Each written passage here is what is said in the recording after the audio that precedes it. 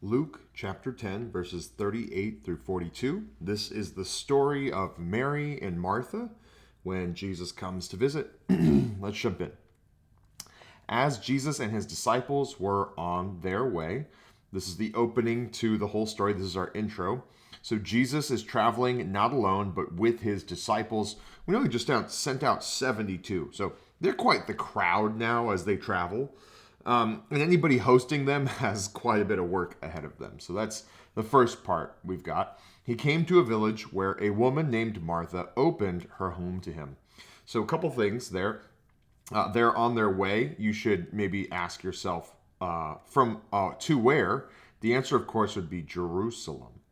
Now, Jerusalem, interestingly, is just 2 miles away from the town of Bethany, where they live. Sorry, we discovered that in the book of John.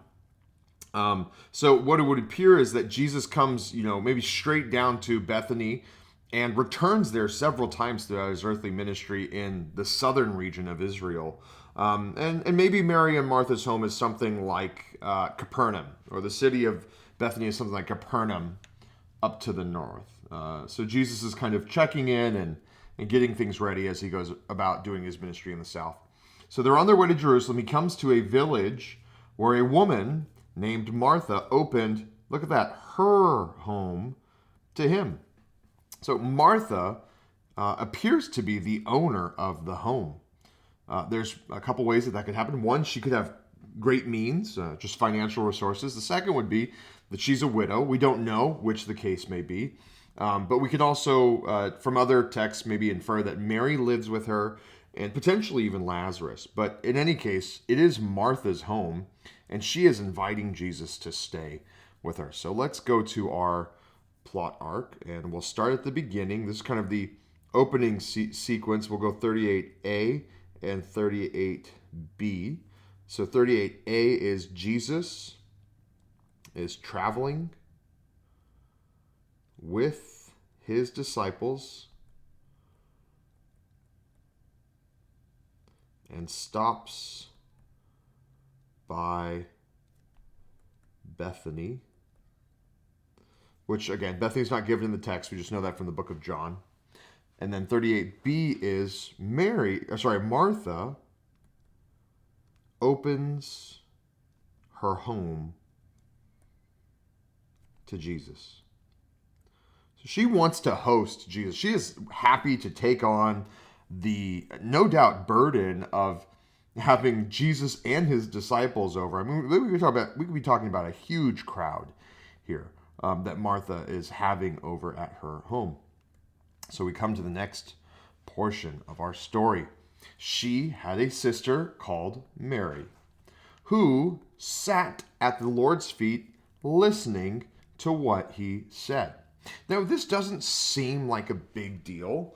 At this point in the story, that doesn't add a ton of tension. We'll just go ahead and jump in here. Verse 39, Mary is seated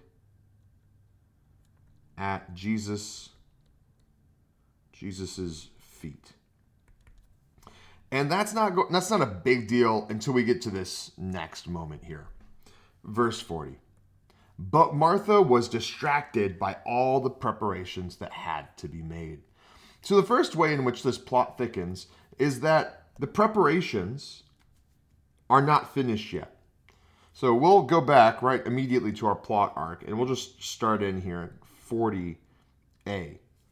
The preparations are not yet complete. And this is an issue because, where's Mary? Seated at Jesus's feet. Now, a couple things to note here. I'll just start using some yellow to highlight some keywords. Martha was distracted by all the preparations that had to be made. Now, the word distracted is great, but this word in Greek has two definitions. The second one, like definition B, if you will, is distracted. Definition A is pulled or dragged away. Now, as we'll see later, the word distracted is probably the better translation, so there's nothing wrong with that. I'm simply bringing this out because oftentimes our to-do list feels like it is pulling or dragging us away from the place that we want to be. And so I think that's at least in the range of meaning of this word, and certainly what makes it relatable as our experiences. We don't often say, I'm distracted by everything I have to do.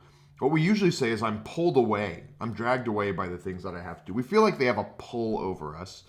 And these are all of the preparations that, and I'm going to highlight another word, that had to be made. I love that Luke just leans into that. Who's going to cook the food? Someone's got to cook the food, right?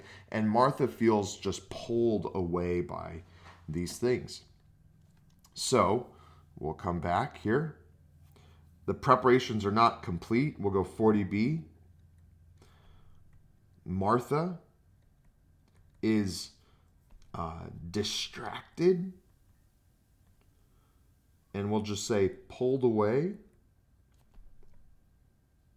by the preparations. And if you've ever been in Martha's shoes, you know how this goes. You've got some things that need to get done before the guests come over, and your spouse is just sitting there on their phone, the kids are watching TV, you're the only one cleaning, and the resentment is beginning to build. So let's come back to our text, 40, it's still in verse 40. She came to the Lord and asked, Lord, don't you care that my sister has left me to do the work by myself? Tell her to help me. She gives Jesus a command. This first part, don't you care that my sister has left me to do the work by myself? Man, her internal dialogue is getting gnarly, right? She's beginning to question if Jesus really cares about this whole situation. More than that, she also assumes that Jesus is on her side, that he feels the same way about her sister, just sitting there at his feet, right? She's just listening at the Lord's feet. And Martha's like, I don't see it that way. I see it as her leaving me to do the work by myself, right? So Martha is clearly distracted, pulled away. That's become her biggest priority. And so her sister being at Jesus' feet isn't viewed as a good thing, but as a bad thing. Since she finally tells Jesus, tell her to help me. So verse 40c, we'll say, Martha tries to get Jesus to get Mary to help her achieve, I'm going to be real specific here, achieve her goals. The reason I bring this up is because oftentimes in the Christian life, we make goals. We make goals. And those goals can be great. Host Jesus and the disciples. But when that goal becomes more important than anything else, we start measuring everyone by whether or not they are helping our goals to come about. You're either helping me or you're not. There's two kinds of people in this world, those who help and those who don't. And Martha is trying to get Jesus to help. Martha is trying to get Mary to help. Martha is co-opting anybody she can into her cause to get her goals completed. Until she finally tells Jesus what to do. Now, we reach the pinnacle of the kind of the heat of this moment. So let me just actually do some spacing here. I'm going to move some things around. I'm going to move this slightly up the list here. And I'll do the same thing down here. Because we are reaching the critical point of this story. Oops, I missed some of it, but pulled away by the preparations. Erase the old stuff. Okay. All right, now here we are at the top of this, right? And so we get the beginning of Jesus's response. 41 here. Martha, Martha, the Lord answered. This is so great. This twice repeated usage of Martha's name. It's just a way of Jesus showing that he's not actually angry or anything like that. He's compassionate towards her. He understands where she's coming from, and he shepherds her heart in a beautiful way. He says, "You are worried and upset about many things." Now, the first thing that we want to see here, verse 41, and that we need to see in this is that Jesus sees and understands Martha, which is such a great lesson for us to appreciate, to feel, to understand that in the midst of the difficulty of life and the feeling that that's pulling us in different directions, that Jesus understands, right? Don't forget, Jesus fed the 5,000, right? He knows what it's like to be pulled in many directions, to have work right in front of you that needs to be done. He gets all of that. He gets it. And he says, "Martha, Martha, you are worried and upset about many things." When he sees Martha, he sees someone who is worried and upset. Now, the Greek word here for worried, I'm going to get to highlighting again, that's a very good translation of that word. It just means simply, worried or anxious about something. But this second word, upset, is a really interesting one, because back to up here getting dragged and pulled away, the word upset it probably is better translated as distracted by the things pulling you away from what's important. As I studied this word and looked it up in some different lexicons, it's a very specific word. There's really only one definition, and it involves distraction, being pulled away from the main thing, from the presenting issue, from the thing that deserves attention. And so the idea here is not simply that Martha is worried, but that she's divided, that she's not looking at the right thing. She's getting pulled away by many different things. And so when he sees her, he sees this heart, right, that is distracted, that is pulled away. Now, the next thing he says is, you're upset about many things, but few things are needed. So you're upset about many things.